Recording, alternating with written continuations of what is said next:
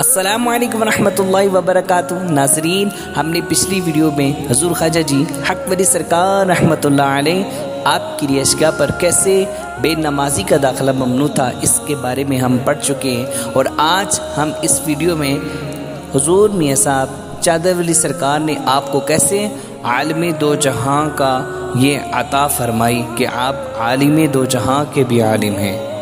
چلے ناظرین، شروع کرتے ہیں۔ حضور میاں صاحب چادر ولی سرکار رحمۃ اللہ علیہ کے پردہ فرمانے سے چند ہفتے قبل ہی مرشد اکمل خواجہ جی حق ولی سرکار ملتان شریف آستانہ عالیہ پر حاضر خدمت ہوئے، اور آستانہ عالیہ ملتان شریف کے انتظامات وغیرہ کے لیے حضور میاں صاحب چادر ولی سرکار نے 5 خاص مریدین پر مشتمل ایک پنچایت قائم فرمائی تھی، کہ جس کے ایک رکن نے آستانہ عالیہ کے کچھ معاملات پر خواجہ جی حق ولی سرکار کے وکیل ہونے کی بنا پر آپ سے مشورہ حاصل کرنے کے لیے حضور میاں صاحب چادر ولی سرکار رحمۃ اللہ علیہ سے اجازت چاہی کہ ہم حضور خواجہ جی سرکار سے مشورہ کر لیں۔ تو حضور میاں صاحب چادر ولی سرکار رحمۃ اللہ علیہ نے جواب میں ایک ہی جملہ ارشاد فرمایا کہ ہاں جی، وہ دنیا کا عالم بھی ہے اور آخرت کا بھی عالم ہے۔ سبحان اللہ۔ حضور میاں صاحب چادر ولی سرکار رحمۃ اللہ علیہ کا یہ فرمانا کہ آپ دنیا کے اور آخرت کے بھی عالم ہیں، آپ سرکار کی نہایت ہی بلند و شان و عظمت کا اظہار فرمانا تھا۔ علماء حق کی شان اور فضیلت بے شمار احادیث مبارکہ میں موجود ہے۔ علماء حق حضرات انبیاء کرام کے جانشین اور امت کے وارث ہوتے ہیں۔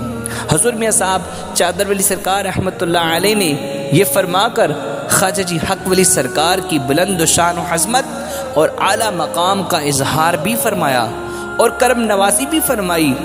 گو ظاہری طور پر لوگوں سے آپ کا فیض و مقام پوشیدہ تھا، مگر حضور میاں صاحب چادر ولی سرکار نے نگاہ باطن سے دیکھتے ہوئے آپ کی شان خود اپنی زبان مبارکہ سے بیان فرمائی۔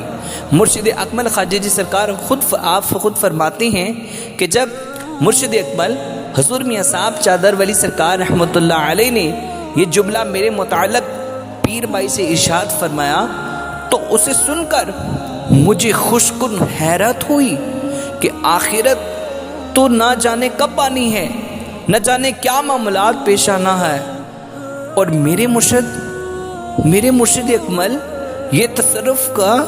میرے مرشد کا یہ تصرف کہ اسے آخرت کا عالم کسی کو بھی بنا دیں، کسی کو بھی فرما دیں، اس کی پیشن گوئی بھی فرما دیں۔ سبحان اللہ۔ پہلے تو میرے ذہن میں آیا کہ میں تو اس قابل نہیں ہوں، میں تو اتنا اس قابل نہیں ہوں اس مقام کے، لیکن پھر بھی خود کو تسلی دیتے ہوئے درویش کامل کی زبان سے نکلا ہوا لفظ پتھر پر لکیر ہوتا ہے، اور اس سے فوراً ذہن طور پر قبول کر لینا ہی فائدہ مند ہوتا ہے۔ چنانچہ سراپا شکر بن گیا، اور اس عطا یہ کون فرما رہے ہیں؟ حضور خواجہ جی سرکار یہ واقعہ اب فرما رہے ہیں۔ آپ فرماتے ہیں چنانچہ میں کیا ہو گیا؟ سراپا شکر بن گیا، اور اس عطا اور کرم نوازی پر اللہ سبحانہ تعالیٰ کا بے حد شکر کرتا رہا۔